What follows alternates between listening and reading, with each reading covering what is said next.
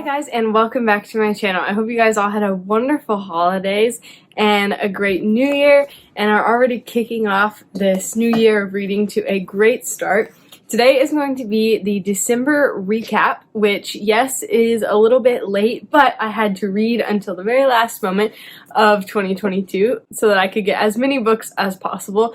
So this is going to be probably a long video. I'll try to go through these really quickly because I have a lot. So the stats for December of 2022, I read 17 books for a total of 3,761 pages. That is most definitely my biggest month of reading, and I read a lot of good ones. I read a lot of okay ones. There are some short books in here, but still 3,700 pages is quite a lot. So this was a great finish to the year and pushed me to 103 books total for the year. So it was a pretty exciting month, and I am excited to talk about them all with you guys. So starting out with the first book that I read in the month of December, trying to balance all this stuff on my lap. The first book that I read in December was Once I Knew by Victoria Lynn. I actually did a video just on this and another book earlier in December, so you can go check that video out for a detailed review of this. I ended up giving it, I think, 2.5 stars maybe. Yeah, 2.5 stars. It just was really disappointing, and I share all my thoughts in that video. Book number 2 that I read was Letters from Father Christmas. Now, I don't know if this was the full version of the book because it was only 28 pages long, but it was a really neat little pull-out book. It had all the letters in there that you could actually hold and read in your hand. It was a neat little book, and obviously Tolkien is so just imaginative. I gave this one 4 stars. It wasn't as amazing as I thought it would be, but of course it's Tolkien, and the creativity made it a 4-star book. Then book number 3 is I Must Betray You by Ruta Sepetys. This just came out this year, and if you've been around here for long, you know that I love Ruta Sepetys books because she really does a great job of portraying the history and really showing you things that are kind of more parts of hidden history that most people don't know about. It kind of talks about the Berlin Wall falling and how all these countries around them were gaining freedom and people in Romania were starting to fight back.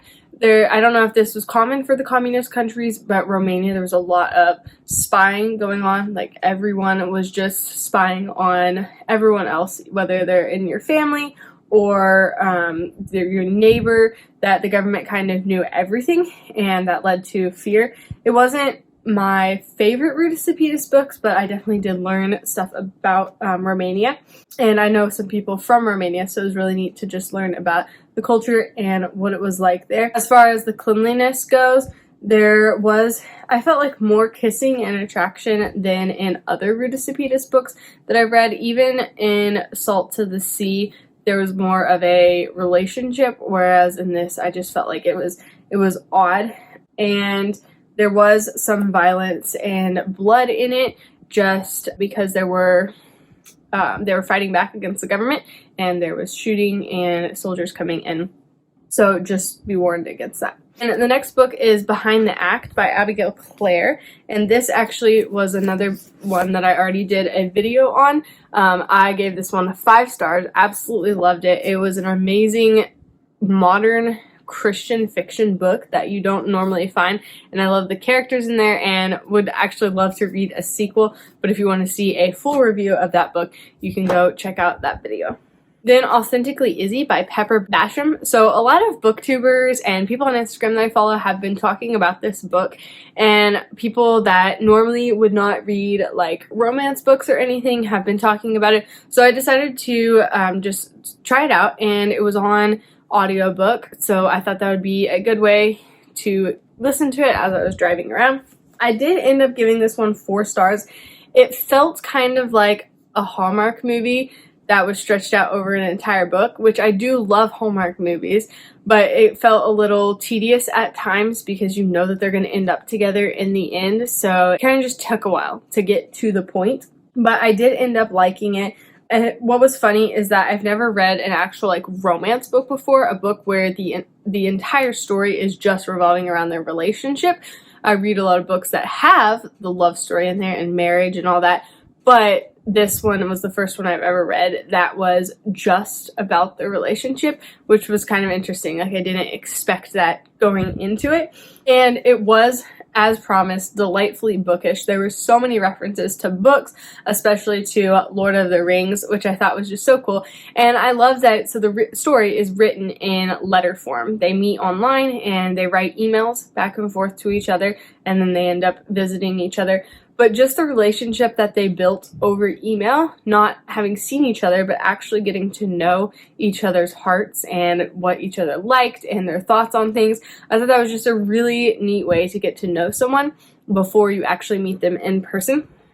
But I didn't like that the whole book references and all that, it felt like a little bit over the top, like there was a little bit too much trying to appeal to people who really like books. And then in the end, they had the quote from Tolkien, which I absolutely love, the one with Faramir and Eowyn, where it says, "And he took her in his arms and kissed her under the sunlit sky, and he cared not that they stood high upon the walls in the sight of many." And that was just a perfect tie-in of Tolkien and real life.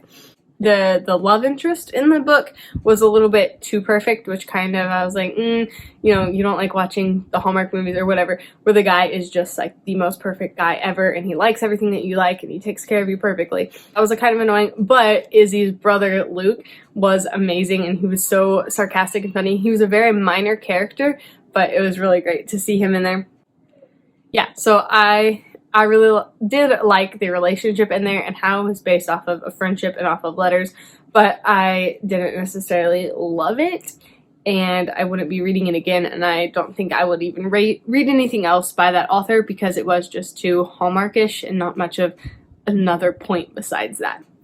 Then we get to some shorter books that I read for Christmas and the like, just to kind of get to my goal and read some of these short fun books. So I read The Christmas Doll by Elvira Woodruff. I don't really know anything about this book. Apparently it is a Christmas classic by an acclaimed author, but I've never heard of this author. And it was a sweet little story, kind of like a Dickens book, but just squeezed into like 3 hours.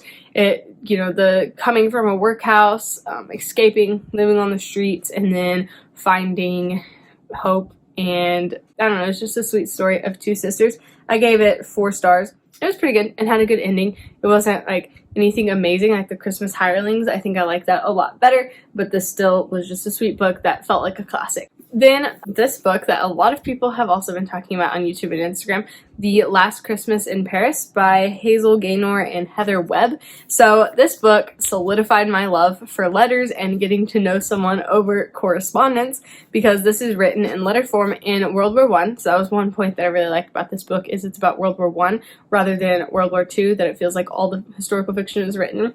So again, they truly get to know each other's hearts. They did know each other beforehand, but they were just friends. And then she starts writing him letters, and their relationship grows while he's away. And then you see their relationship slowly build. And definitely the moral of the story is to communicate and to not let opportunities be passed up, but to actually say something if, there's an opportunity to say something, because it's so sad all the missed chances that we have because we're too scared to speak. The one thing I didn't like about this book was the Paris scenes that were interspersed throughout. So basically the story is told in starts off in 1914 when he goes to war, and they're writing letters to each other, but then throughout you see scenes from 1968. So the main character is later on, and he's kind of going back and telling parts of the story while he's reading the letters. So I didn't feel like it was actually necessary. Like, you didn't need to hear all those extra details. They were kind of all revealed through the book, and it definitely broke up the telling of the story. So I didn't like that as much. And there was a couple of instances of language in here, but not a ton, just some that you should be warned about. Then another short one that I listened to was The Nutcracker and the Mouse King by E.T.A. Hoffman. So this is the story that the Nutcracker Ballet is based off of, and I only gave this 2 stars just because it was so weird and creepy. I listened to the BBC version, which had the voices, and the voice of the Mouse King was just really weird. I've only seen The Nutcracker once and I didn't love it. I think the music is beautiful, but the story is just and this book was definitely really creepy, so I wouldn't necessarily recommend reading it. Then another one I listened to was The Pursuit of God by A.W. Tozer. I only give this one 2 stars as well. I was excited to go into this and listen to more of a theological book, but it was disappointing. I did not know until afterwards when I was talking to my dad that A.W. Tozer is known as the quotable Tozer, but not all of his theology is exactly the greatest. He just has really great quotes. So it felt very ecumenical, and he was kind of all over the place and referencing Catholics and other people from like early on in church history who didn't have really great beliefs, but he was just talking about how amazing their faith was. Sure, we can learn lessons from those people, but he was just praising them a little bit too much, and I feel like drawing all this information from all these different kinds of people. And then also I think he had a chapter on faith that was kind of weird because he said like you couldn't define what faith really was. So I was disappointed in that one and did not really like it.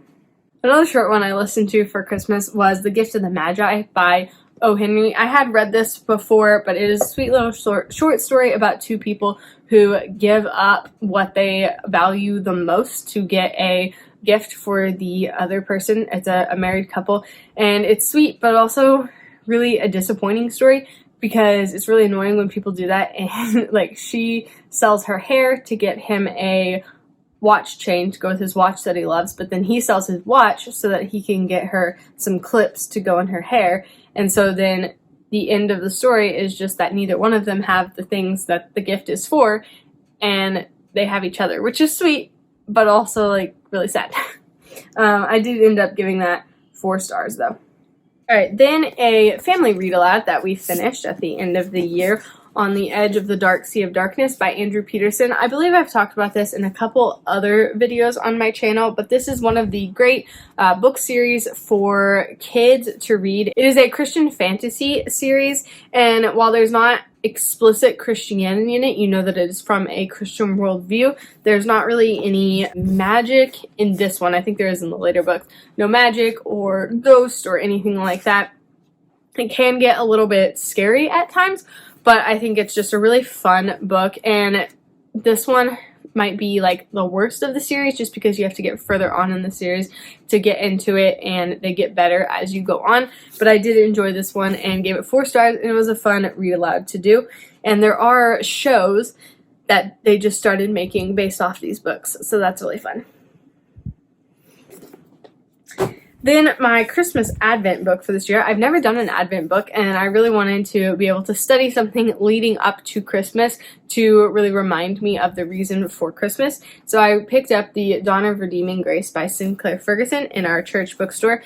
And this one goes through Matthew 1, verse 1, all the way through Matthew 2:23. So the nativity story as told from Matthew. I did learn a lot of things in this book, but I only ended up giving it 2 stars because I felt like he really looked for a lot of meaning behind the words. There's a lot of speculative things, trying to connect things to the Old Testament that weren't explicitly there. So sure, they could be true, but it just felt like he could have actually unpacked the verses a lot more rather than looking for other secret meanings behind the words, I felt like. And it was kind of funny because all the stories that he told were very like English Anglican type stories. So he's like, you know, every Christmas morning how we sing the song, and I've never heard of the song because I don't go to an Anglican church.